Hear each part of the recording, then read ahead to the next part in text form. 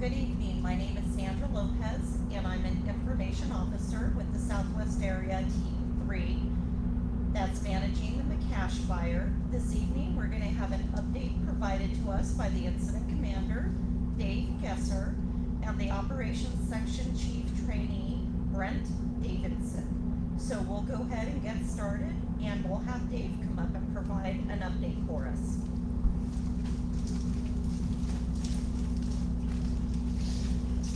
Good evening. I'm Dave Gesser, Incident Commander for the Southwest Area Team 3 that's managing the McCash fire. Currently, at this time from last night's IR, we're sitting at 17,069 acres with 241 personnel. That personnel is a mix with our aircraft, our hotshot crews, our Type 2 crews, the heavy equipment we have. We have a mix of heavy equipment out there that's working on some of the lines. And operations will get into that a little bit more with you all. We are taking, a lot of time really getting the input from the local districts that are involved with this, from some of the 2017, 2008 fires that they've had in here, and utilizing some of the old existing lines they have.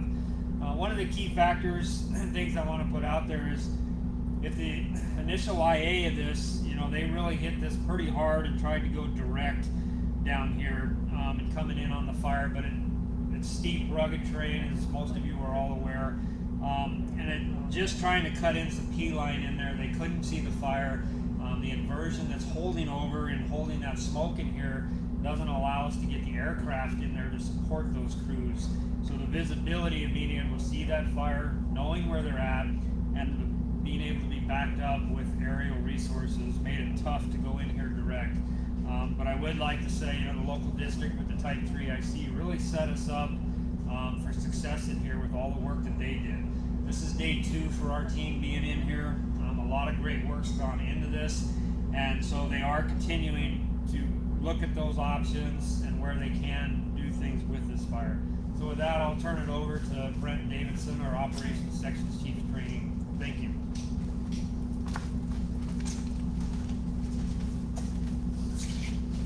Good evening, everybody. As Dave mentioned, I'm Brent Davidson, Operations Section Chief Trainee with Southwest Team 3. I'll give you an overview on the fire and what some of the operations that are going on out there are right now.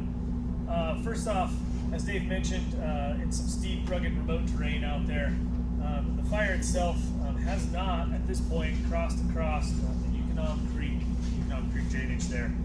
It's burning, kind of on its own and just backing down toward the creek at this point, and has not crossed. Looking to the north from Yukon Creek, we have a contingency. We're calling it the Northern Contingency Group. So Northern Contingency folks are out here. They're looking at indirect options for the fire perimeter.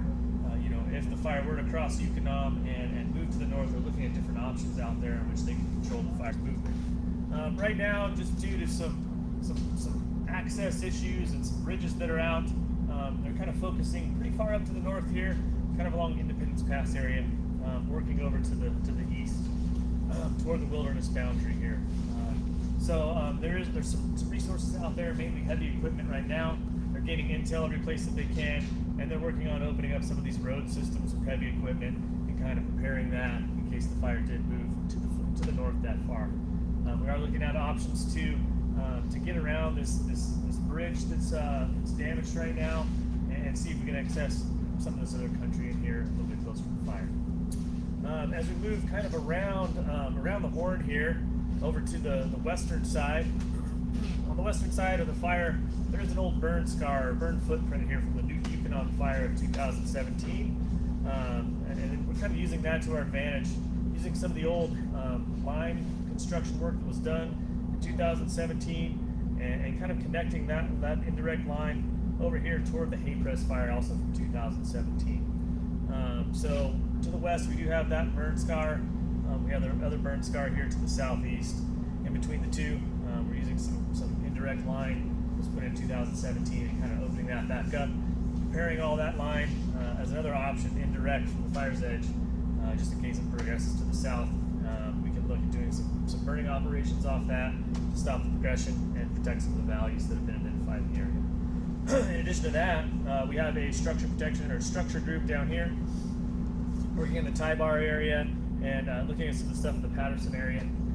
They're doing structural protection activities, assessments, using some of the other dozer lines we put in there previously, opening some of that back up, and working to protect the values in that area right there. Let's see. Overall, the fire today it did have some growth. Most of the activity is over here, kind of the southwestern portion of the fire. It's backing down toward Cub Creek at this point. It's growing a few hundred acres a night, or a day or not over day and night at this point. There is active fire perimeter kind of throughout the area. This is the most growth we've seen is in this area here. There's also additional growth going out to the east of the wilderness. That's a brief overview of what's happening on the fire. Thanks. Sorry, I had a correction there to make. The fire size is actually 1,769, not 17,000. So that was my bad. Just used to saying that. So thank you.